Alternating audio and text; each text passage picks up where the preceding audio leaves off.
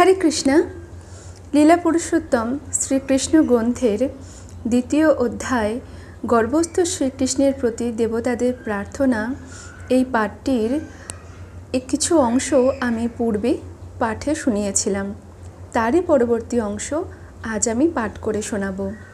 গুরুজনদের আমার প্রণাম ও ছোটদের আমার ভালোবাসা জানিয়ে আজ আমি পাঠ শুরু করছি। এইভাবে পরমেশ্বর ভগবানের নিত্য রূপ তার সমস্ত শক্তিসহ বসুদেবের হৃদয় থেকে দেবকীর হৃদয়ে স্থানান্তরিত হলো।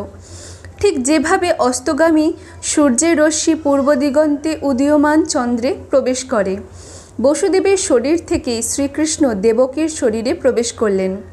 যদিও তিনি সাধারণ জীবাত্মার সীমার অতীত, শ্রীকৃষ্ণের সঙ্গে নারায়ণ, নৃসিংহ, বরাহ আদি অন্য সমস্ত পূর্ণ অবতারেরাও থাকেন এবং তারা কোনো অবস্থাতেই এই জড় জগতের বন্ধনের দ্বারা আবদ্ধ নন। এইভাবে দেবকী অদ্বৈত তত্ত্ব সমস্ত বিশ্ব চরাচরের পরম কারণ, পরমেশ্বর ভগবানের আশ্রয় হলেন। কিন্তু যেহেতু তিনি কংসের কারাগারে অবরুদ্ধ ছিলেন, তাই তাকে দেখে অত্যন্ত বিমর্ষ মনে হলো। অগ্নি যখন পাত্র দিয়ে ঢাকা থাকে তখন তার জ্যোতি দেখতে পাওয়া যায় না, তেমনি যখন জ্ঞানের অপব্যবহার হয়, যখন জ্ঞানের দ্বারা জনসাধারণের মঙ্গল সাধন হয় না, সেই জ্ঞান সম্পূর্ণ নিরর্থক। পরমেশ্বর ভগবানকে গর্ভে ধারণ করার ফলে দেবকী যে অপূর্ব সুন্দর রূপ প্রাপ্ত হয়েছিলেন, কংসের প্রাসাদে কারারুদ্ধ থাকার ফলে কেউই তার সেই রূপ দর্শন করতে পারল না।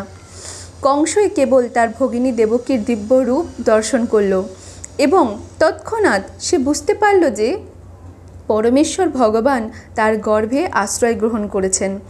পূর্বে দেবকীকে কখনো এত সুন্দর দেখা যায়নি। সে স্পষ্টভাবে বুঝতে পারল যে তার গর্ভে সুন্দরতম কিছু বিরাজ করছে। এই ভেবে কংস অত্যন্ত বিচলিত হয়ে উঠেছিল। সে নিশ্চিতভাবে জানত যে পরমেশ্বর ভগবান ভবিষ্যতে তাকে হত্যা করবে এবং এখন সে বুঝতে পারল যে তিনি এসে গেছেন। তাই কংস ভাবতে শুরু করল দেবকাকে নিয়ে এখন কি করা উচিত। তার গর্ভে বিষ্ণু বা কৃষ্ণ অবশ্যই বিরাজ করছে, সুতরাং দেবতাদের উদ্দেশ্য সাধন করার জন্য কৃষ্ণ যে এসে গেছে সেই সম্বন্ধে তার কোনো সন্দেহ নেই। আমি যদি এখনই দেবকীকে হত্যা করি তাহলে তো তার উদ্দেশ্য প্রতিহত করা যাবে না। কংস ভালোভাবেই জানত যে বিষ্ণুর ইচ্ছা কেউই প্রতিহত করতে পারে না। যে কোনো বুদ্ধিমান মানুষই জানে ভগবানের আইন কখনো লঙ্ঘন করা যায় না। অসুরদের সমস্ত বাধা বিপত্তি সত্ত্বেও তার উদ্দেশ্য অবশ্যই সিদ্ধ হবে। কংস ভাবতে লাগলো, যদি আমি এখনই দেবকীকে হত্যা করি তাহলেই বিষ্ণু তার ইচ্ছা আরও প্রবলভাবে সম্পাদন করবে। এই সময় দেবকীকে হত্যা করা সবচাইতে জঘন্য কার্য হবে। কেউই কোনো অবস্থাতেই তার প্রতিষ্ঠা নষ্ট করতে চায় না। আমি যদি এখন দেবকীকে হত্যা করি তাহলে আমার সুনাম সর্বতভাবে নষ্ট হবে। দেবকী একজন অবলা নারী, সে আমার আশ্রয়ে আছে এবং সে এখন গর্ভবতী। আর এখন যদি আমি তাকে হত্যা করি তাহলে তৎক্ষণাৎ আমার সমস্ত সুনাম, আমার সমস্ত পুণ্য এবং আমার আয়ু নষ্ট হয়ে যাবে।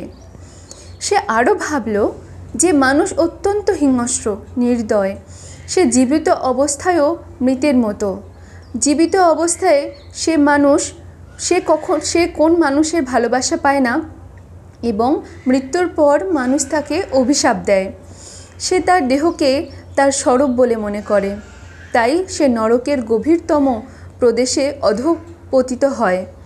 এইভাবে কংস দেবকীকে হত্যা করার সুবিধা অসুবিধাগুলো গভীরভাবে বিবেচনা করতে লাগলো। কংস তখন ঠিক করল যে এখনই দেবকীকে হত্যা না করে বরং অবশ্যম্ভাবী ভবিষ্যতের প্রতীক্ষা করা যাক। কিন্তু তার মন সব সময় পরমেশ্বর ভগবানের সত্যতা করার চিন্তায় মগ্ন হয়ে রইল। পূর্বে সে যেভাবে একে একে দেবকীর 6টি সন্তানকে তাদের জন্মের পরেই হত্যা করেছিল, ঠিক সেইভাবেই এই শিশুটিকেও হত্যা করার জন্য সে ধৈর্য ধরে প্রতীক্ষা করতে লাগলো। এইভাবে ভগবানের প্রতি বৈরীভাবাপন্ন হয়ে কংস শয়নে ভোজনে গমনে সর্বক্ষণই কৃষ্ণ ও বিষ্ণুর চিন্তায় মগ্ন হয়ে রইল। তার মন পরমেশ্বর ভগবানের চিন্তায় এতই মগ্ন হয়ে রইল যে সে পরোক্ষভাবে সর্বক্ষণ কৃষ্ণ ও বিষ্ণুকে দর্শন করতে লাগল।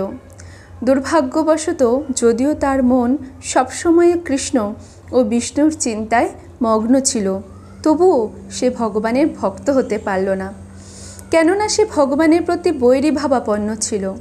ভগবানের শুদ্ধ ভক্তের চিত্ত সবসময় ভগবানের চিন্তাতেই মগ্ন থাকে, কিন্তু ভক্ত অনুকূলভাবে ভগবানের চিন্তা করেন, প্রতিকূলভাবে নয়। ভগবানের প্রতি অনুকূলভাবে চিন্তা করাই হচ্ছে ভগবত ভক্তি। প্রতিকূলভাবে ভগবানের কথা চিন্তা করা কৃষ্ণ ভক্তি নয়। সেই সময়ে ব্রহ্মা, শিব, নারদ ও স্বর্গের সমস্ত দেবতারা অদৃশ্যভাবে কংসের আলোয় এসে উপস্থিত হলেন এবং সুন্দর সুন্দর শ্লোকের মাধ্যমে তারা ভগবানের মহিমা কীর্তন করতে লাগলেন। এই প্রার্থনাগুলি ভক্তদের অতি প্রিয় এবং এই প্রার্থনা কীর্তন করার ফলে তাদের সমস্ত মনোবাঞ্ছা পূর্ণ হয়। প্রথমেই তারা ভগবানকে সত্যব্রত বলে অভিনন্দন করলেন। ভগবদ্গীতাতে ভগবান বলেছেন, পরিত্রাণায় সাধূনাং বিনাশায় চ দুষ্কৃতম ধর্ম সংস্থাপনার্থায় সম্ভবামি যুগে যুগে। এটি হচ্ছে ভগবানের প্রতিজ্ঞা। দেবতারা বুঝতে পারলেন যে তার এই প্রতিজ্ঞা পালনের জন্য পরমেশ্বর ভগবান দেবকীর গর্ভে আশ্রয় নিয়েছেন। তা বুঝতে পেরে দেবতারা আনন্দে উৎফুল্ল হয়ে উঠলেন এবং তারা শ্রীকৃষ্ণকে সত্যং পরম বলে বন্দনা করলেন। সকলেই সত্যের অনুসন্ধান করছে, সকলেই সত্যকে জানতে চাইছে। এই অনুসন্ধানই হচ্ছে যথার্থ দর্শন। দেবতারা প্রচার করেন যে পরমেশ্বর ভগবানই হচ্ছেন পরম সত্য। যিনি সম্পূর্ণরূপে কৃষ্ণ ভাবনাময়, তিনিই পরম সত্যকে উপলব্ধি করতে পারেন। শ্রীকৃষ্ণ হচ্ছেন পরম সত্য। অনন্তকালের 3টি স্তরে আপেক্ষিক সত্য কখনোই সত্য নয়। শ্রীকৃষ্ণ অতীত, ভবিষ্যৎ ও বর্তমান সব অবস্থাতেই পরম সত্য। জড়জগতের সব কিছুই মহাকালের দ্বারা নিয়ন্ত্রিত হচ্ছে। সৃষ্টির পূর্বেও শ্রীকৃষ্ণ ছিলেন, সৃষ্টির পরেও সব কিছুই শ্রীকৃষ্ণকে আশ্রয় করিয়ে বিরাজ করেন এবং সৃষ্টি যখন ধ্বংস হয়ে যাবে তখনও শ্রীকৃষ্ণ থাকবেন। তাই সর্ব অবস্থাতেই তিনি হচ্ছেন পরম সত্য। এই জগতে যদি কোনো সত্য থেকে থাকে তাহলে তা পরম সত্য শ্রীকৃষ্ণ থেকেই উদ্ভূত। এই জগতে যদি কোনো ঐশ্বর্য থাকে তাহলে সেই ঐশ্বর্যের কারণ হচ্ছে শ্রীকৃষ্ণ। এই জগতে যদি কোনো যশ থেকে থাকে তাহলে সেই যশের কারণ হচ্ছেন শ্রীকৃষ্ণ। এই জগতে যদি কোনো বীর্য থেকে থাকে তাহলে সেই বীর্যের কারণ হচ্ছেন শ্রীকৃষ্ণ। এই জগতে যদি কোনো জ্ঞান থেকে থাকে তাহলে সেই জ্ঞানের কারণ হচ্ছেন শ্রীকৃষ্ণ। সুতরাং সব রকম আপেক্ষিক সত্যের উৎস হচ্ছেন শ্রীকৃষ্ণ। এই জগৎ ক্ষিতি, অপ, তেজ, মরুত, ব্যোম এই 5টি উপাদানের দ্বারা গঠিত এবং এই 5টি উপাদানই হচ্ছে শ্রীকৃষ্ণ থেকে উদ্ভূত হয়েছে।